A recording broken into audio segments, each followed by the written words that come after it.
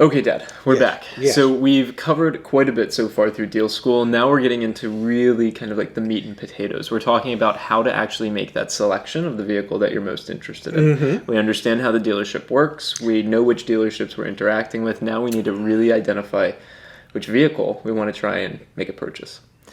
Make the purchase. Purchase. What we see us driving in. Thank you. Okay, yeah, there you have it. So what is the self-assessment process that you recommend we go through when we're contemplating and comparing multiple vehicles? Okay, well, I think you have to somewhere in the beginning establish for yourself what type of vehicle you think you want. Do you need a hatchback? Do you need a sedan? Do you need a van? Do you need an SUV? And figure out before you ever contact a dealership what type of vehicle it is that you think you need.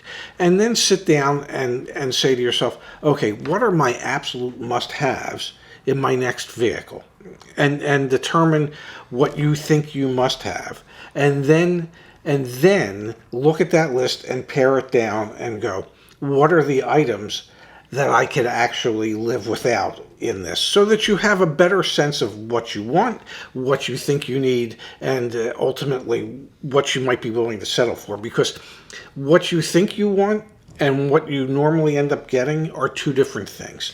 Yeah. I can tell you that 90% of the people that send in internet leads about a particular car, that's not the type of car they go out in, or the equipped the way that the email suggested they wanted a car equipped. So most people have an idea of what they want, but they've decided that they have to have everything until they realize, well, I don't really need to have everything, and maybe I really can't afford everything. So ultimately, you have to be prepared to pare down that list. So if you can, give us some tips and pointers here. I mean, during your career, when customers would come in and they'd say, I'm interested in this vehicle, and then Yes. ultimately they leave later on in a totally different vehicle. Yes. What's the process that you see people going through that helps them really finally identify the vehicle that they're going to take? Well, off the lot? they start by driving the car, or sitting in the car and just seeing if the car feels comfortable, and looking around and seeing if it has the things that they thought they needed. And then they might drive the same model but with two different levels of equipment.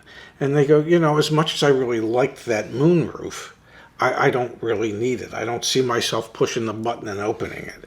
Or as much as I thought I needed that adaptive cruise control, I've lived all these years without it, and I've never really had an issue. Do I really feel like spending the extra money to get that? Yeah. So that they start thinking in their own minds the things that they're willing to do without. That most of it is, this is, if I had all the money in the world, this would be my ultimate car. And then there's the reality of the world in which we live, and we go, yeah, but I don't really need all that. Yeah. And I do it myself. No, we all do it. Yeah, I do it in my cars when I buy them.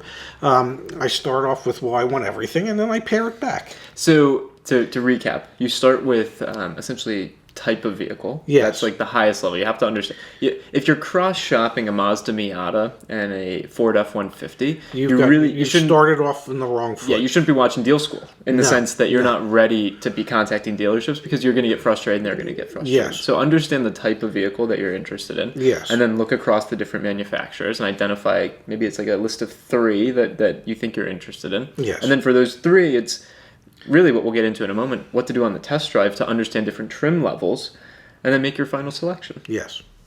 And don't be afraid to sometime ask the salespeople why they would go with a particular trim level as opposed to a different one.